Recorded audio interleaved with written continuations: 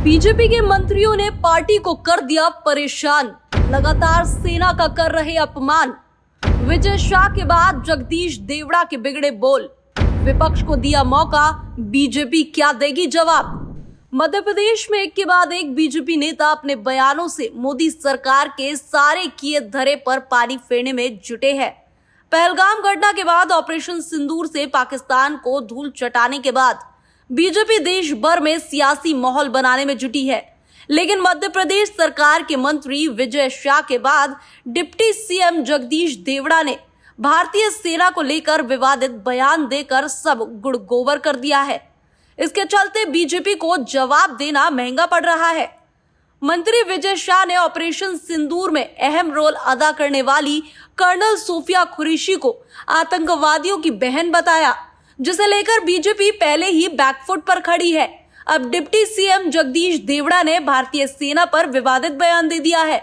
जबलपुर में आयोजित एक कार्यक्रम के दौरान देवड़ा ने कहा कि पूरा देश, देश की सेना और सैनिक प्रधानमंत्री नरेंद्र मोदी के चरणों में नतमस्तक है। सुनिए।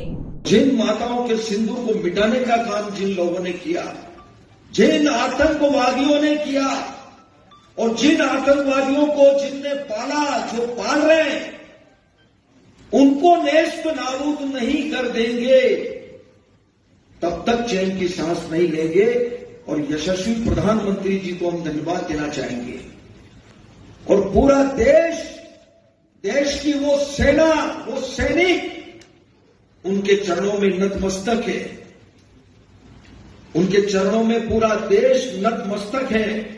उन्होंने जो जवाब दिया है उसकी जितनी सराहना की जाए, जितना कहा जाए, एक बार उनके लिए जोरदार ताली बजा के। मध्य प्रदेश सरकार के एक के बाद एक मंत्री के विवादित बयानों ने बीजेपी को कश्मकश में डाल दिया है और विपक्ष को अच्छा खासा मौका भी दे दिया है सरकार को घेरने के लिए।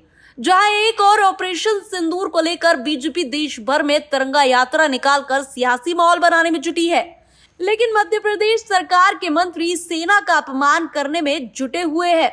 अभी पहला मामला ठंडा नहीं हुआ था कि बीजेपी के एक और मंत्री ने विवादित बयान देकर सियासत गरमा दी। बता दें कि बीजेपी विजय शाह के बयान का डैमेज कंट्रोल भी नहीं कर पाई थी कि मध्य प्रदेश के उप मुख्यमंत्री जगदीश देवड़ा ने टेंशन बढ़ा दी है। देवड़ा ऑपरेशन सिंदूर की तारीफ करते करते सेना का ही अपमान कर बैठे और अब इन बयानों के बाद बीजेपी पर जहां पहले से विजय शाह के इस्तीफे का दबाव था, तो वहीं अब बीजेपी और प्रेशर में आ गई है। देखने वाली बात ये रहेगी कि बीजेपी अब इन मंत्रियों के बयानों के बाद स्थिति को कैसे संभालती है। Bureau report, TV7 Bharat.